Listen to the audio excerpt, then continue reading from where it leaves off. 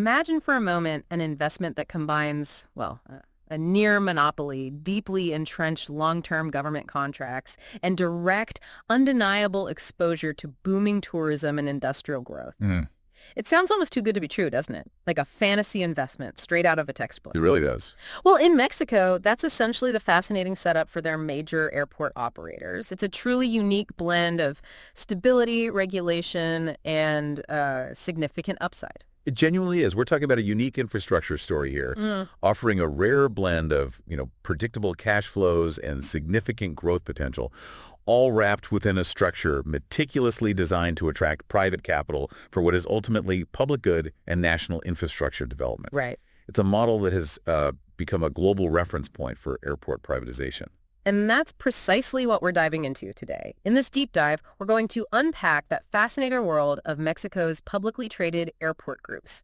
Grupo Aeroportuario del Pacífico, which you'll hear us call GAP. GBP, yeah. Grupo Aeroportuario del Sureste, known as ASUR. ASUR. And Grupo Aeroportuario del Centro Norte, or OMA.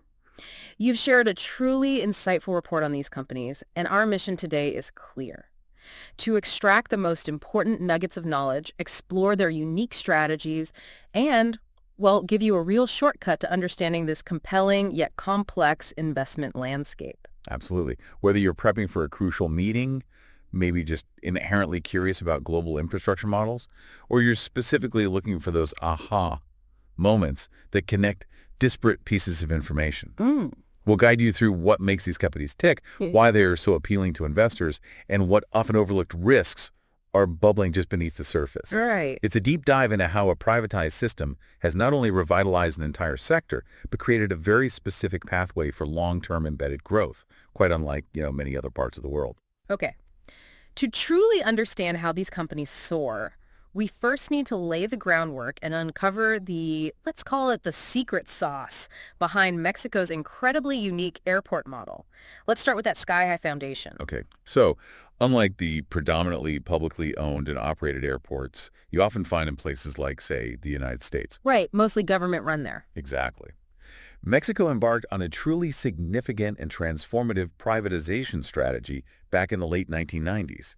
This wasn't just a local initiative. It quickly became a global benchmark for how to successfully privatize vital national infrastructure. And what's truly fascinating here, I think, is that the Mexican government didn't simply sell off these national assets outright, which is often the go-to approach. Yeah, the easy way out sometimes. Instead, they opted for something far more nuanced and arguably more stable: a long-term concession model. So how did that actually work in practice? Well, think of it as a very long-term lease. These concessions were typically granted for an impressive 50 years to private consortiums. 50 years. Wow. Yeah, a long time.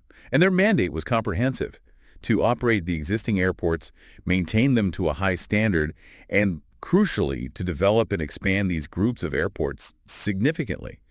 The initial idea, and maybe the genius of it, was twofold.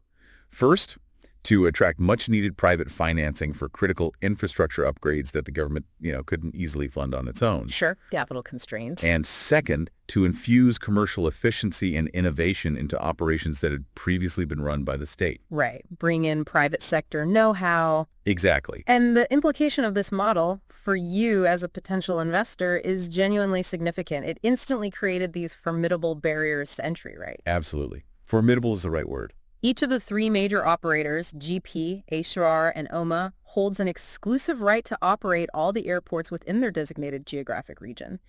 This effectively gives them a quasi-monopolistic position. Quasi-monopolistic, yeah. They're insulated from direct competition within their catchment areas, which is, a powerful competitive advantage in any market. Totally. But what's particularly clever and often overlooked is how this model was also designed to ensure the viability of smaller, less profitable airports. They weren't sold off individually. Instead, they were deliberately bundled with larger, highly profitable international hubs. Right. That bundling was key. This created a built-in system of internal cross-subsidization, where the successful hubs support the less busy regional airports, a system the state previously had to manage directly. It's a very elegant, sort of self-sustaining solution that's fundamental to their long-term stability. That internal cross-subsidization is absolutely key. And the true economic engine of this entire concession model, what really makes it tick, is a rather unique and quite sophisticated regulatory pricing framework. Okay. It's meticulously designed to provide predictable returns for these private operators while simultaneously ensuring continuous, necessary infrastructure development. This entire process revolves around two interconnected elements that are, well, absolutely essential for any deep understanding. Let's break those down then. The first element is what they call the Master Development Plan, or PMD. DMD, yeah. Every 5 years, each airport operator sits down and negotiates a comprehensive PMD with the Federal Civil Aviation Agency, which they call AFAC. Right, AFAC. This plan isn't just a wish list. It meticulously details all the mandatory capital expenditure projects, that's CapEx for short, essentially money spent on upgrading and expanding their physical infrastructure. They're the big builds. Yeah, and all the major maintenance works they commit to undertaking for the next 5 years. These are not just suggestions. They are contractually binding commitments that these companies absolutely must fulfill. Binding commitments, that's important. And in conjunction with the PMD approval, AFX sets a maximum rate for each airport. Okay, the price cap. Exactly. It's essentially a price cap per workload unit, which is a standardized measure defined as either one terminal passenger or 100 kilograms of cargo. Got it. Passenger or cargo unit. Right. This maximum rate applies to all the core aeronautical services, such as passenger charges, which you might know as the TUA, short for Terminal Use Airport Fee. Ah, the TUA. Yeah, you see that on your ticket. Exactly. As well as landing fees, aircraft parking, jetway fees, that kind of stuff. The maximum rate itself is not arbitrary. It's calculated through a precise formula designed to allow the operator to recover their operating costs, the full cost of the committed investments outlined in that mandatory PMD. Okay, recover the investment. And crucially, earn a reasonable rate of return on that invested capital. It's a robust system. And this next insight really clicked for me. Right. This entire structure effectively creates a recurring CapEx for growth cycle. That's a great way to put it. Operators are genuinely incentivized, almost compelled, to propose ambitious investment plans in their PMDs. Why? Because their future revenue potential is directly linked to the size and scope of their approved PMD. Think about it. A larger investment commitment means a larger regulated asset base, essentially, a bigger pool of assets on which they are allowed to earn a return. Right. The bigger the base, the bigger the potential earnings.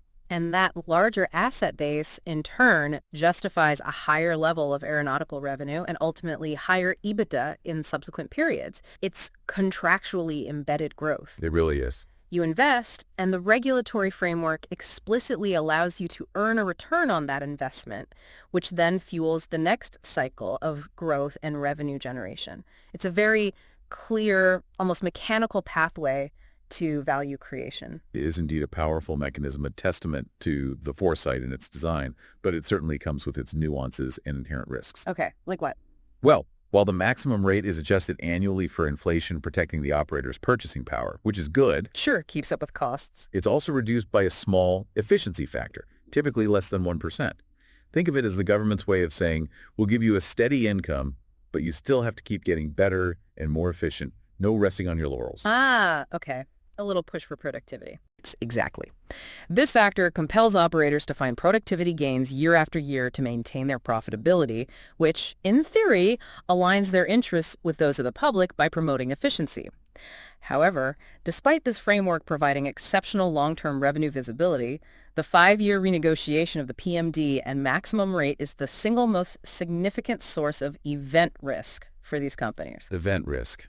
Meaning any major change to the formula, any dispute with the regulator, or an unexpected change in regulatory philosophy could materially impact their financial outlook and investor confidence. It's the elephant in the room every 5 years. Got it. That negotiation is key. And speaking of regulators, the primary watchdog in all of this, the entity that holds the ultimate power over this finely tuned economic engine, is the Agencia Federal de Aviación Civil, or AFAC. AFAC, right. Established in 2019, AFAC is the primary government body overseeing Mexico's entire civil aviation industry. And AFAC's most critical function for these airport operators is undoubtedly its absolute authority to review, negotiate, and ultimately approve those 5-year PMDs and their corresponding maximum tariffs. They hold keys. They really do. This places them squarely at the center of the industry's economic model, effectively holding the purse strings and setting the parameters for growth. And what stands out as a powerful reminder of the regulator's reach and capacity for unexpected action is a relatively recent event. In March 2025, AFC issued a directive that abruptly restricted access to over 2,100 of Mexico's 2,208 airports, reclassifying them for private use only. Wow, that's an astonishing number of airports affected, over 2,100. Yeah, huge number. But what does that specific action, even if it didn't directly hit the big three commercial operators, tell us about AFC's appetite for intervention or the broader regulatory climate for you, the investor? Is it a one-off or maybe a sign of things to come? It's a crucial question. While this action mostly affected smaller private airstrips and not the major commercial hubs run by GP, ASUR, and OMA. Okay, so not their main operations. Right. But for you, the investor, it was a stark reminder that AFEC isn't just a passive regulatory body. It holds the unilateral power to redraw the map of Mexican aviation, a truly significant, albeit rare, exercise of authority that demands constant vigilance. So a demonstration of power, really. Exactly. It showed that even within a stable framework, policy shifts, even tangential ones, can happen quickly and with potentially far-reaching implications. It just underscores that regulatory stability is a blessing, but, well, it's never a given. You have to watch it. Okay, with that intricate regulatory framework now understood, let's shift our focus to the engine that truly propels these airports, the powerful demand drivers filling the runways and terminals. First up, we need to talk about the economic pulse of Mexico. The nation's overall economic performance is, quite naturally, a primary driver for domestic air travel, as it's so closely tied to broader business activity and, disposable income of the population. You're absolutely right. While economic momentum has seen some slowing in 2025, with GDP growth forecasts trimmed to below 1%, though they did narrowly avoid a technical recession in the first quarter of 2025 with 0.2% growth. Just barely. Just barely, yeah. The overall outlook is still one of modest expansion. The central bank, Banxico, has begun an easing cycle, which could definitely support economic activity going forward by making credit cheaper and stimulating investment. Okay, some potential tailwinds there. Exactly. However, what's truly compelling for the longer term, and arguably a game changer for the Mexican economy, is its incredible positioning to benefit from the nearshoring trend. Nearshoring. We hear that term a lot. This is where U.S. tariffs on Chinese goods, coupled with geopolitical tensions and the desire for more resilient supply chains, encourage companies to relocate manufacturing and supply chains closer to the U.S. market. It's not just a buzzword. It's a fundamental economic shift happening right now. Exactly. And this trend directly benefits the industrial regions of Mexico, particularly those served by OMA, given their footprint in the northern industrial heartland. OMA's territory, yeah. Right. So what does this all mean for these airport operators? It's a powerful and sustained tailwind for both business travel as executives and engineers fly in to set up new factories and operations, and for cargo as those new supply lines begin to move goods. Makes sense. More factories, more flights, more cargo. Precisely. It's a foundational shift in global manufacturing that disproportionately benefits Mexico, turning its airports into critical logistical hubs. Okay. Beyond the industrial pulse, we have Mexico's tourism trams. I mean, the country has really solidified its position as a leading global tourism destination. It really has. Post-pandemic, international visitor numbers and revenue have shown not just robust recovery, but significant expansion beyond pre-pandemic levels. This is a cornerstone of the Mexican economy and, naturally, a critical demand driver for airports, especially for ASUR and GAP, given their leisure-focused portfolios. The numbers here are genuinely striking. In the first 5 months of 2025, Mexico welcomed over 39.4 million international visitors, generating a staggering $14.6 billion in revenue. $14.6 billion.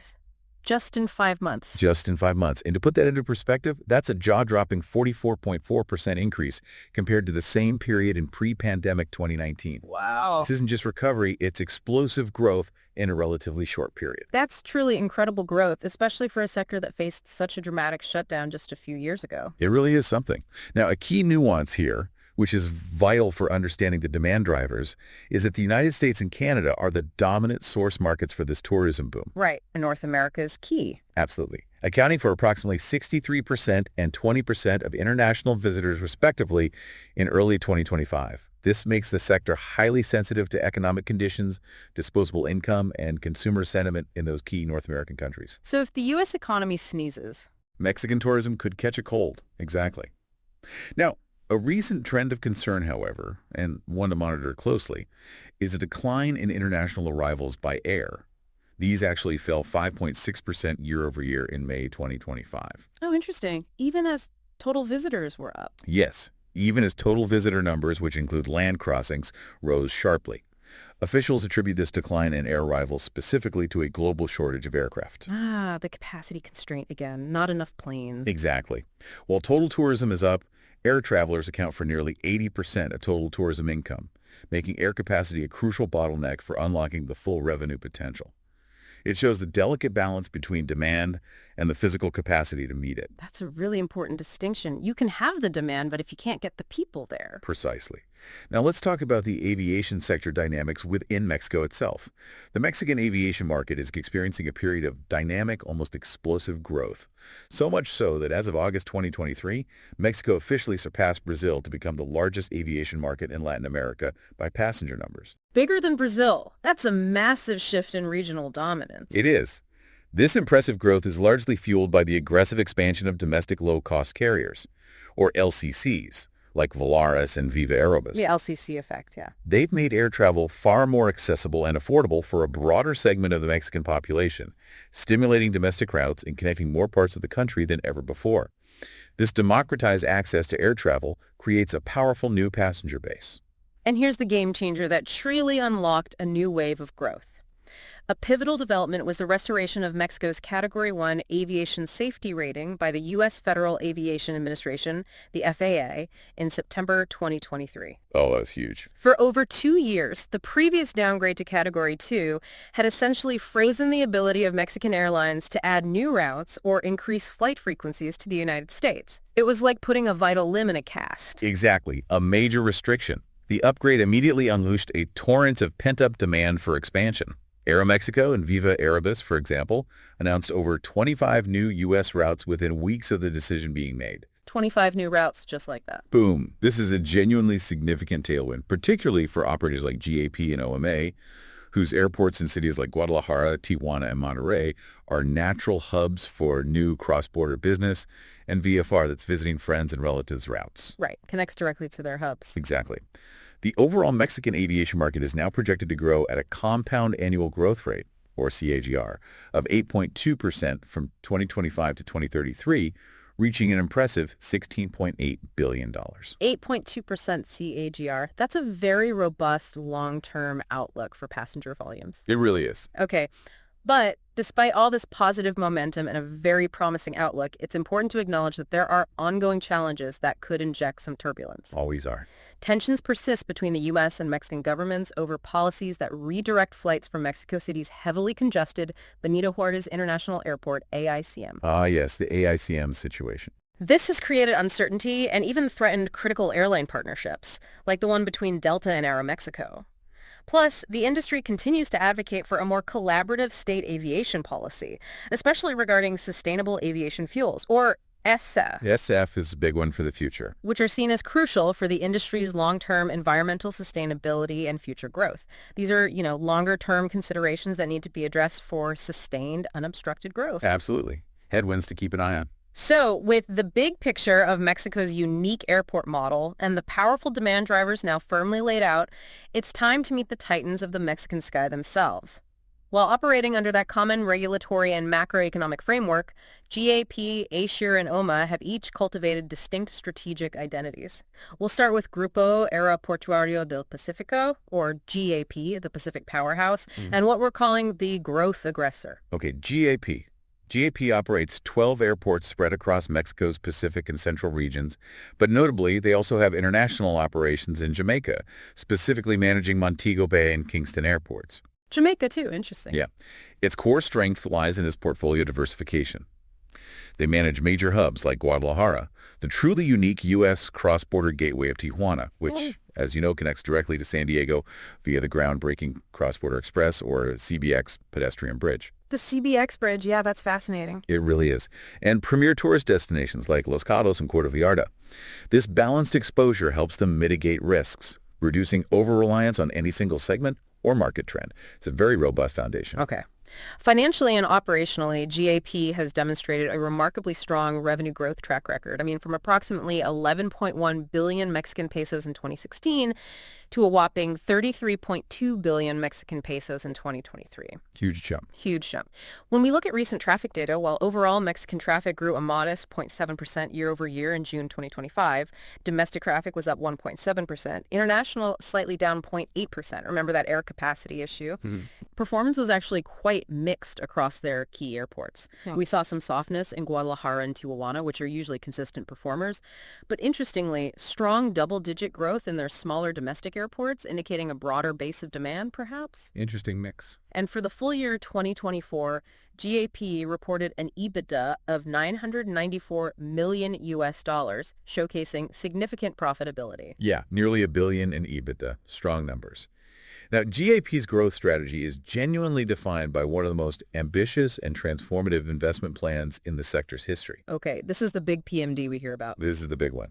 Their approved master development plan for 2025-2029 commits to what they're calling a historic investment of over 52 billion Mexican pesos across its 12 Mexican airports. 52 billion. This isn't just an incremental step. This is a strategic inflection point for them, designed for truly dramatic capacity expansion. It's a massive bet on Mexico's future growth. 52 billion pesos is absolutely massive. It's hard to even wrap your head around that figure. Can you give us some specifics on where that monumental investment is actually going? What are they building? Certainly. A substantial 26 billion Mexican pesos will be invested in the state of Jalisco alone, with 22 billion specifically earmarked for Guadalajara's airport transformation. 22 billion just for Guadalajara. Just for Guadalajara. And this isn't just an expansion. It's a near doubling of Guadalajara's infrastructure, signaling a profound commitment to preparing for Mexico's future growth. It's like building a new airport within an existing one. Wow. That includes a new 69,000 square meter terminal building, which alone represents a 73% increase in infrastructure, plus a new 6-kilometer access road to improve ground access, and the strategic acquisition of 285 hectares of land for future expansion, including space for a potential second runway. A second runway even. Planning way ahead. Way ahead. And Puerto Vallarta is also getting a major upgrade with a new 74,000 square meter terminal, which will more than double its current capacity. These are truly foundational, transformative projects. So the implications here are incredibly clear for you, the listener. This aggressive CapEx will substantially increase GIP's regulated asset base, which we talked about earlier. Right, that crucial asset base grows. This effectively locks in a higher platform for future aeronautical revenue growth well into the next decade. However, and this is a critical point, it also introduces significant execution risk. I mean, building that much infrastructure isn't easy. Definitely not. There can be delays, cost overruns, logistical nightmares, and it will require substantial funding, inevitably leading to higher financial leverage compared to their historical levels. More debt on the books. Right. As for capital management, GAP has consistently returned capital to shareholders through dividends. But this massive PMD is expected to be funded by a combination of robust operating cash flow and new debt. It's a very clear growth-oriented approach, but one that comes with increased leverage. You're betting on that growth paying off. Exactly. Okay, moving on, we have Grupo Aeroportuario del Sureste, ASUR, what we're calling the International Tourism Gateway and Diversifier. ASUR, okay. The Cancun giant. The Cancun giant, exactly. ASUR operates 9 airports in southeastern Mexico, and its portfolio is heavily weighted towards tourism. The undisputed crown jewel, the asset that truly defines ASUR, is Cancun International Airport, CUN. CUN, yeah. This is Mexico's single most important gateway for international tourists. To underscore its dominance, in 2023, Cancun alone accounted for a staggering 75.3% of ASUR's entire passenger traffic in Mexico. 3/4 of their Mexican traffic just from Cancun. That's a huge concentration in one asset. It really is. While it certainly brings incredible profitability, does it also make them disproportionately vulnerable to, say, a major hurricane hitting Cancun or a sudden shift in international travel preferences away from the Caribbean? How does ASUR plan to mitigate that kind of specific hub risk, and what truly differentiates them beyond Cancun? That's a crucial question. And it's precisely where their international footprint comes into play as a key differentiator. Ah, the diversification part. Exactly. ASUR strategically holds a 60% stake in Aerostar Airport Holdings, which operates Luis Muñoz Marin International Airport, SJU, in San Juan, Puerto Rico. Puerto Rico, okay. Additionally, ASUR operates 6 airports in Colombia, including Medellin, which is the country's second busiest international airport. And Colombia, so spreading the risk geographically. Right. This international diversification offers vital exposure to different economic cycles, different regulatory environments, and distinct markets, significantly reducing its reliance solely on the Mexican economy, and specifically on Cancun. It's a deliberate strategy to balance that domestic concentration. Okay, so their financial performance must be intrinsically tied to those international tourism trends and their ability to leverage those diverse geographies. Absolutely. In 2023, aeronautical services made up 59% of ASUR's revenues, with international passengers driving a dominant 51.5% of its Mexican passenger charge revenues. Very reliant on international flyers. Makes sense for Cancun. Exactly. And in Q1 2025, despite a 4.8% traffic decrease in Mexico, remember that air capacity constraint we mentioned? Yeah, the plane shortage effect. Right. But strong growth in Puerto Rico, up a healthy 10.6%, and Colombia, up 6.4%, led to consolidated revenue increasing by 18.2% and EBITDA up a very strong 11.7%. So the diversification worked in that quarter. It absolutely did. ASUR consistently boasts industry-leading profitability margins. For you, the listener, their adjusted EBITDA margin of 70.0% in Q1 2025 is a clear sign of their exceptional operational efficiency and the pricing power they command, especially at high-value hubs like Cancun. 70% EBITDA margin. That kind of margin is rare in any industry. Truly exceptional. Their growth strategy then, based on the 2024-2028 PMD, sounds like it's laser-focused on reinforcing Cancun's dominance, despite the diversification efforts, doubling down on the winner. Precisely. Their approved PMD for 2024-2028 outlines 28.5 billion Mexican pesos in committed investment, and a significant approximately 75% of that, or 21.5 billion pesos, is allocated specifically to Cancun to expand its capacity even further. Okay, so 3/4 of the investment still goes to Cancun. Right. While this strategy clearly leverages ASUR's greatest strength, it does simultaneously deepen its concentration risk in Cancun, as you noted.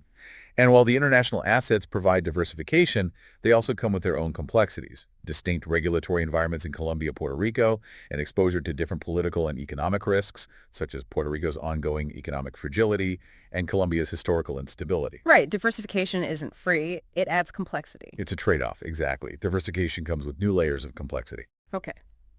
For capital management, ASUR is really known for its conservative approach and maintaining a remarkably strong balance sheet. Rock-solid balance sheet. As of Q1 2025, it had 22.7 billion Mexican pesos in cash and a negative net debt to LTM adjusted EBITDA ratio of mere 0.5x, which literally means they have more cash in the bank than total debt. More cash than debt. Incredible. This financial fortress gives them incredible flexibility, whether for future acquisitions or for returning substantial capital directly to shareholders through generous dividends. Lots of options. But of course, their key risks include that high dependence on Cancun, vulnerability to seasonal natural disasters like hurricanes, and sensitivity to the U.S. economy, given its outsized importance to international tourism. Those are the main watch points for ASUR. Okay, our third giant is Grupo Aeroportuario del Centro Norte, or OMA, the industrial catalyst and nearshoring play. OMA, the northern powerhouse. Exactly. OMA operates 13 airports across 9 states in Mexico's central and northern regions. Its anchor asset, the hub that truly drives its value, is Monterrey International Airport, MTY. Monterrey, yeah, the industrial heartland. Right. This airport serves Mexico's third largest metropolitan area and is a critical hub for the country's burgeoning manufacturing, industrial, and business sectors. So this geographic focus immediately makes OMA the primary, most direct beneficiary of that nearshoring trend we discussed earlier. It's practically a pure play on that phenomenon. Absolutely. It's right in the sweet spot. And a pivotal strategic development for OMA, a real game changer in its corporate story, occurred in December 2022 when VINCI Airports, VINCI, the big global player, which is a leading global private airport operator with a massive international footprint, became OMA's largest shareholder. This partnership brings not just capital, but significant operational expertise, cutting-edge technological know-how, and a long-term industrial perspective to OMA's management. So like a strategic partner, not just an investor. Very much a strategic partner. It's a seal of approval from a global giant and fundamentally shifts OMA's strategic trajectory. Okay. Their financial and operational performance genuinely reflects the strength of these core markets then. It does. In June 2025, Total passenger traffic surged by an impressive 8.5% year-over-year, with domestic traffic up 8.2% and international traffic showing even stronger growth of 10.5%. Strong growth across the board there. Yeah, this is indicative of robust business and VFR travel demand, directly reflecting the economic activity in its industrial heartland. OMA has historically shown impressive operational leverage, with EBITDA margins expanding to over 73% in Q4 2024. 73% margin in that quarter. Very strong. Very strong. For the full year 2024, OMA reported revenue of 15.1 billion Mexican pesos and earnings of 4.9 billion Mexican pesos. Strong, consistent performance. Okay. And their growth strategy, their PMD. OMA is currently executing its 2021-2025 PMD, which committed nearly 12 billion Mexican pesos, with the largest share allocated to Monterrey's expansion and modernization, reflecting its strategic importance. Now, the upcoming negotiation for the 2026-2030 PMD will be a key catalyst for OMA's next phase of growth and efficiency. The first one under Vinci's influence. Right. Exactly. Crucially, this will be the first 5-year plan fully developed under the strategic direction and influence of Vinci Airports. This is expected to result in a highly optimized and technically sophisticated investment plan focused intensely on operational efficiency and long-term value creation, likely shifting towards a more industrial approach to capital allocation. Industrial approach, meaning Emphasizing strategic, disciplined investments in things like technology, automation, maybe sustainability, rather than just raw capacity growth, really optimizing the assets they have. Interesting. More about efficiency than just size. Potentially, yes. A different flavor of growth. And on capital management, OMA has historically maintained a more conservative balance sheet than its peers, providing a solid foundation and a lot of financial flexibility. Yeah, quite prudent financially. While it has a strong history of paying dividends, the influence of Vinci may lead to a reevaluation of this policy. We might see them balancing dividend payments with a greater emphasis on reinvesting cash flow into long-term strategic projects like new technology, automation, and efficiency enhancements. Right. Maybe retaining more earnings for those Vinci-led projects. It sounds like a really interesting transition for them, moving from a more traditional airport operator to one deeply influenced by global best practices in infrastructure management. Just one to watch. Okay, so we've met the players, understood their unique positions and strategies. Now it's time to bring them onto the investment scorecard for a head-to-head comparison that truly highlights their unique positions and trade-offs. This comparison is vital because it reveals the fundamental differences in their business models and their sensitivities to various market trends. Absolutely. When we look at their geographic footprint and traffic mix, we clearly see 3 distinct archetypes emerge. GAP, as we discussed, has what we call a balanced portfolio, approximately 57% domestic and 43% international traffic. Pretty even split. Yeah. It serves a diverse mix of passenger types: business travelers, VFR, visiting friends and relatives, cross-border commuters via Tijuana, and leisure tourists. This provides a truly diversified exposure, reducing their reliance on any single segment. Or GAP is the diversified one. Then you have ASUR, far more concentrated, especially within its Mexican operations, while it splits roughly 49% domestic and 51% international traffic. Also fairly balanced on paper. On paper, yes. But that international slice is heavily reliant on international leisure tourism, almost singularly driven by Cancun. Right, it's all about Cancun internationally. Pretty much. This makes them highly sensitive to global travel trends, shifts in consumer preferences for leisure destinations, and perhaps most critically, the economic health of the U.S. consumer. Very tied to U.S. tourists. Very. And OMA is even more concentrated, but in a different way. Approximately 85% domestic and only 15% international traffic. Mostly domestic for OMA. Overwhelmingly domestic, yes. And its portfolio is tied directly to the industrial economy of northern Mexico. This makes OMA practically a pure play on the nearshoring trend and the manufacturing dynamism of that region. So if you want that nearshoring exposure. OMA is the most direct route. An investor looking for direct exposure to Mexico's industrial transformation would find OMA particularly compelling. Okay. Now for the financial and operational snapshot, which truly illuminates their business quality. Profitability first. Right. Profitability. Yeah. ASUR clearly demonstrates superior margins, boasting around 70% EBITDA on a trailing 12-month basis. 70%. Still amazing. It is, largely due to the high-value international traffic at Cancun, coupled with highly efficient commercial operations within its terminals. GAP at 64.8% and OMA at 61.7% are also incredibly profitable companies, but they do trail ASUR by a noticeable margin. Still very high margins for GAP and OMA, though. Oh, absolutely. Very profitable businesses across the board. Okay, what about balance sheet strength? Debt levels. Balance sheet strength is another key differentiator, and it speaks volumes about their financial resilience. ASUR maintains the strongest balance sheet in the group, with that negative net debt position of -0.5x net debt to EBITDA. The fortress balance sheet, more cash than debt. Exactly. Yeah. Provides unparalleled financial flexibility. OMA is also conservative at 0.9x, demonstrating a prudent approach to leverage, particularly now with VINCI's influence likely reinforcing that. Under 1x, also very manageable. Very. GAP currently has the highest leverage at 1.75x, which, as we discussed, is expected to increase further with its ambitious new PMD. Right, the price of that big growth plan. That's the trade-off. This is a critical point for investors considering GAP. Yeah. You're betting on growth, but also accepting a higher debt load. In terms of capital efficiency, how well they use their money. Yeah, return on invested capital. Right, ROIC. OMA shows excellent performance here, reflected in the highest return on invested capital at an impressive 23.4%. This indicates their ability to generate significant profit from the capital they invest. 23% ROIC, very efficient. Very efficient use of capital.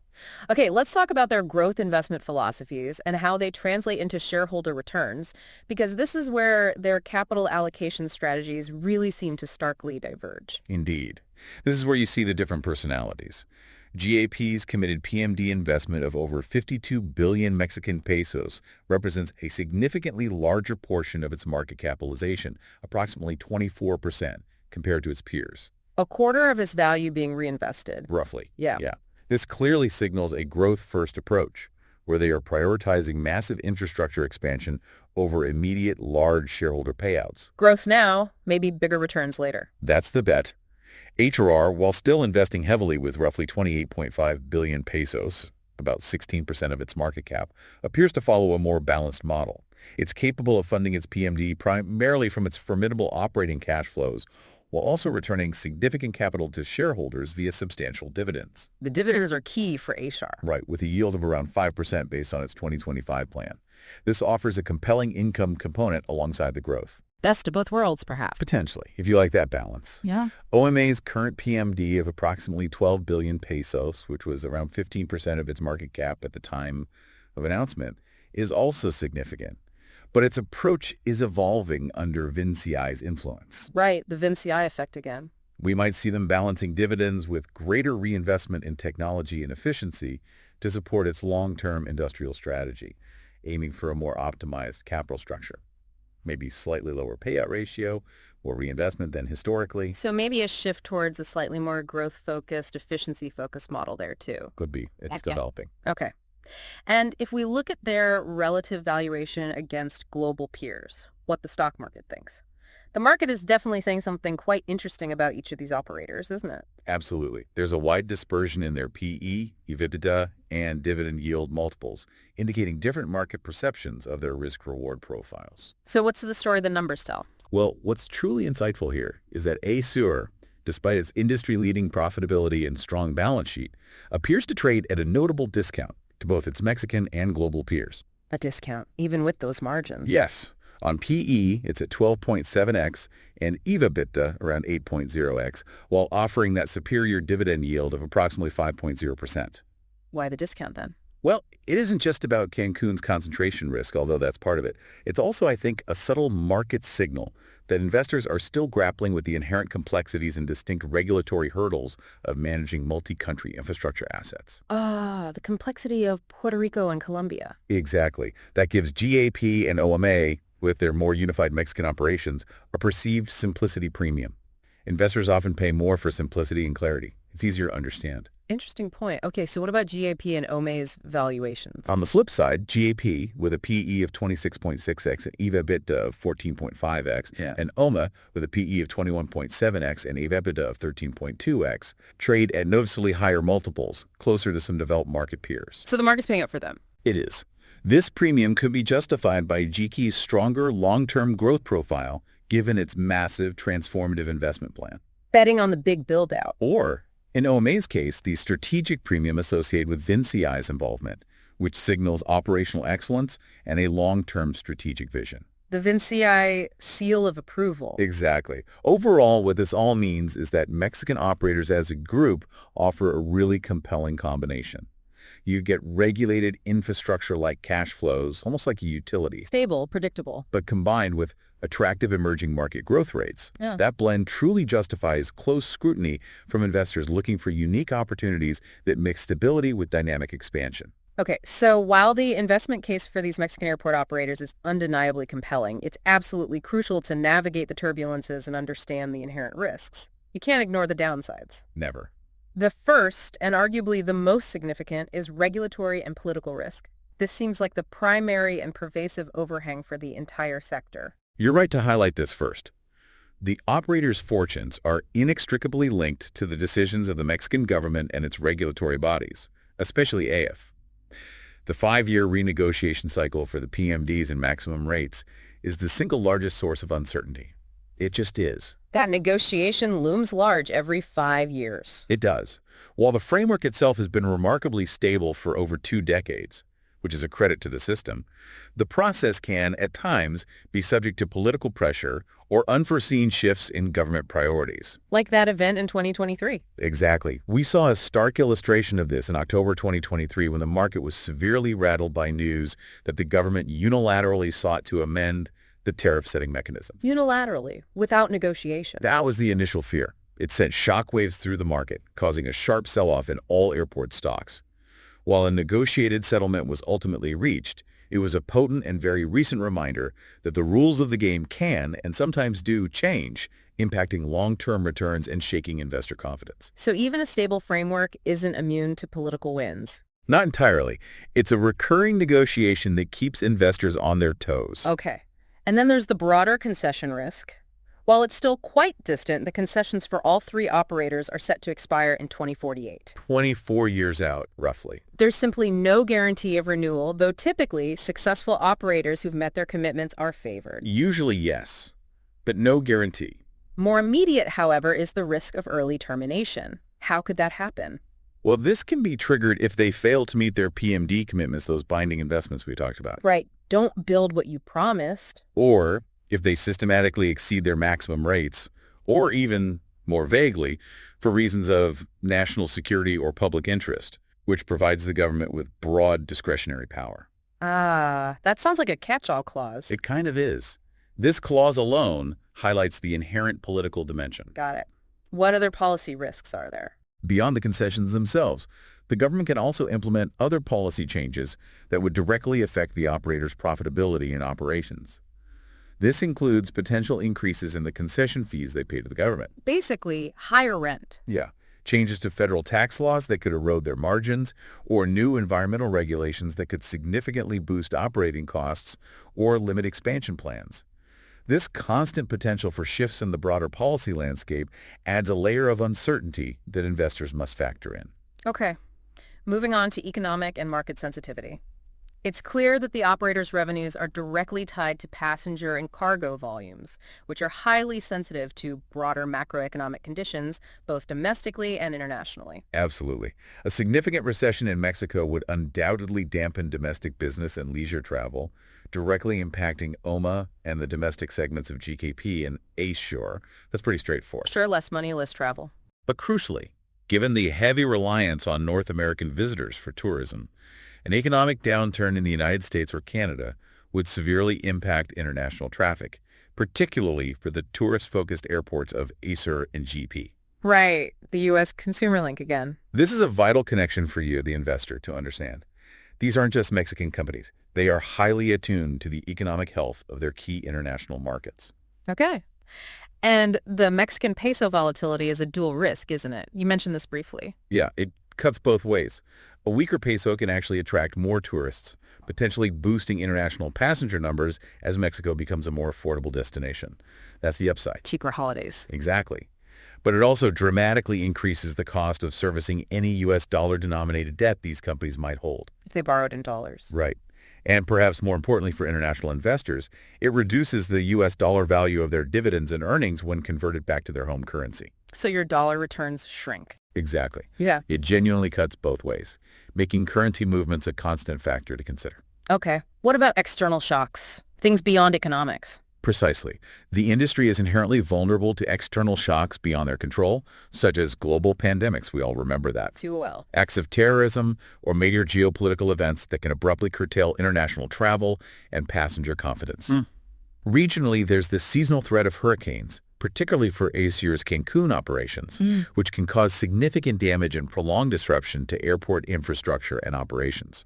Hurricane risk is real for Cancun. Very real. And even environmental issues, like the proliferation of sargassum seaweed on Caribbean beaches, which can negatively impact the appeal of destinations like Cancun. Oh yeah, the seaweed problem. That can have a tangible direct effect on tourism numbers, and therefore airport traffic and revenue. It's a business exposed to a wide array of external variables.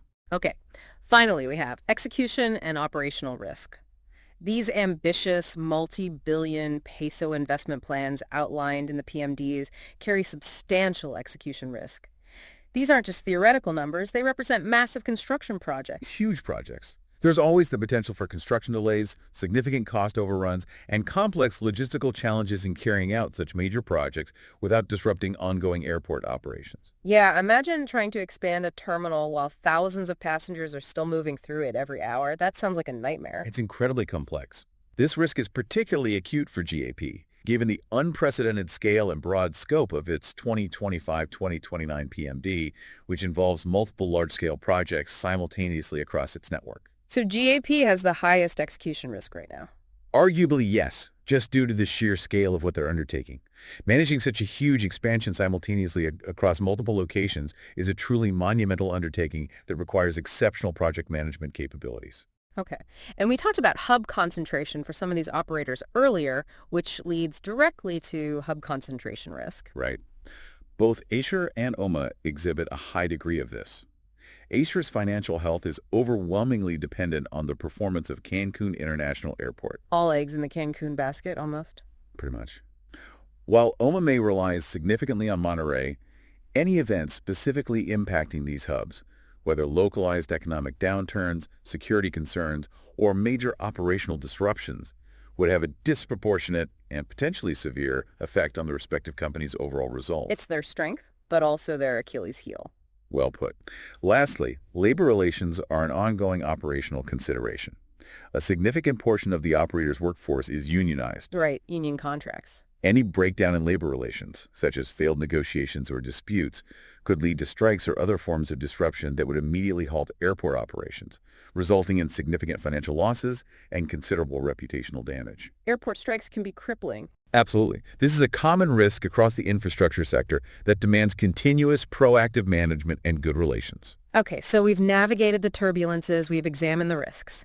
Now, let's land this deep dive by looking at the strategic choices facing these operators and ultimately helping you think about your investment decisions. The core question for you, the investor, is, how do these three differentiate themselves and which one might be the right fit for your portfolio? It's about fit. Exactly. When we consider their competitive moats and regulatory consistency, ASUR arguably has the most defensible single asset in Cancun International Airport. Cancun's dominance again. Its status as the primary gateway to Mexico's premier global tourism region provides an unparalleled competitive moat and significant pricing power due to its sheer traffic volume and international appeal. It's a fortress asset. Hard to replicate Cancun. Very. However, GAP's portfolio is also incredibly strong with its unique Tijuana airport, connected by the cross-border express. The CBX factor. Which creates a structural, almost captive advantage in that massive Southern California-Mexico travel market, plus Guadalajara, serving a vast and economically vital metropolitan area. So multiple strong points for GAP. Right. OMA's competitive position, on the other hand, is anchored by its dominance in Mexico's industrial heartland through the Monterrey hub, making it the most direct way to invest in the country's manufacturing and nearshoring growth story. Each has a very distinct, powerful core. Okay.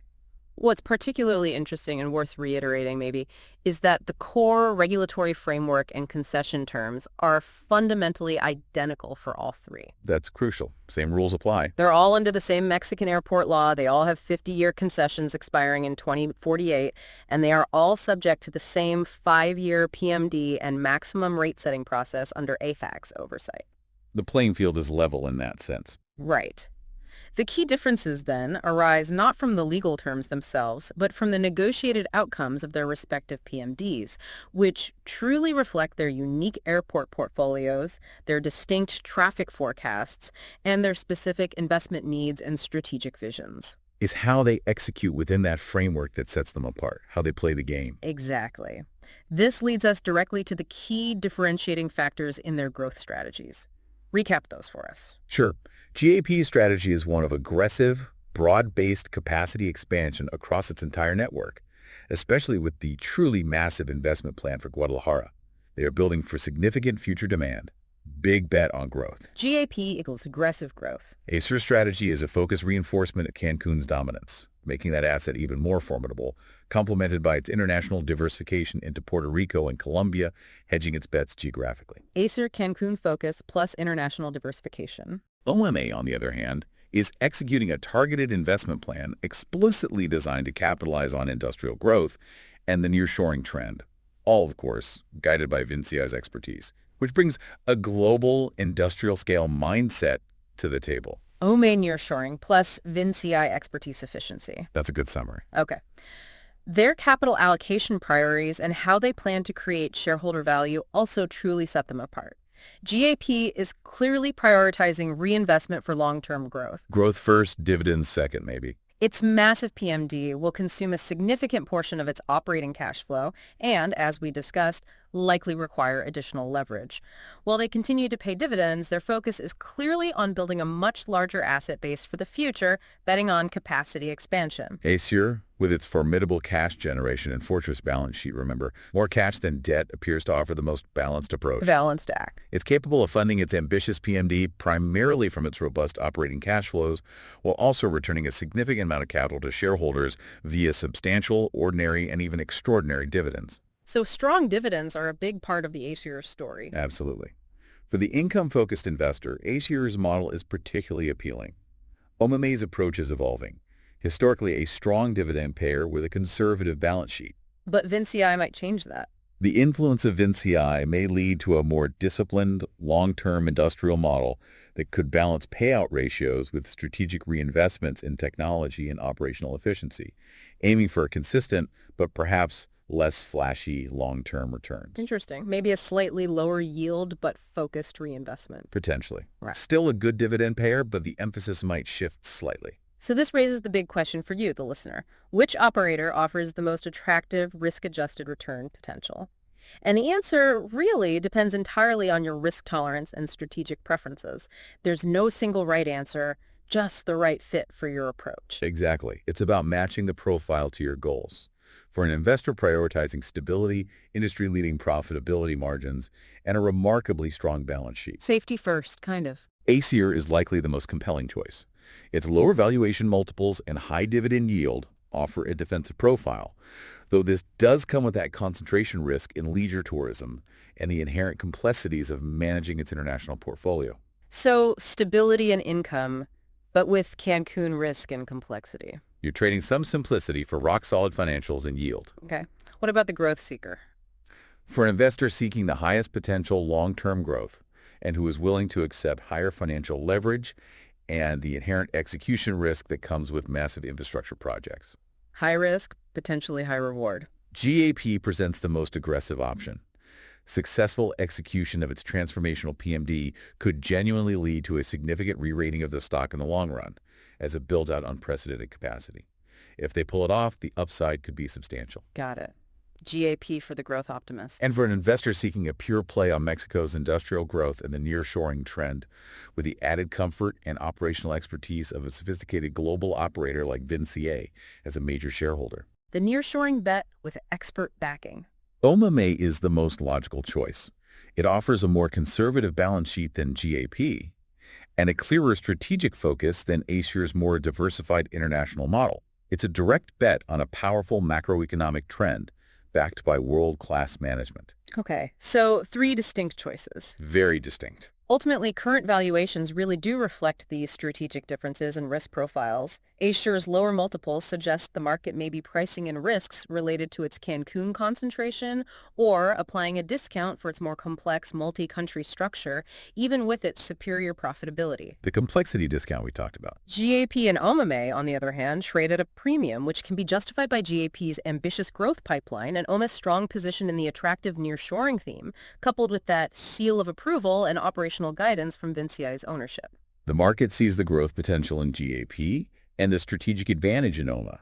Overall, the Mexican airport operators as a group offer a compelling combination of regulated infrastructure-like cash flows with dynamic emerging market growth rates, a truly fascinating dynamic that justifies close investor scrutiny for a very specific type of long-term opportunity.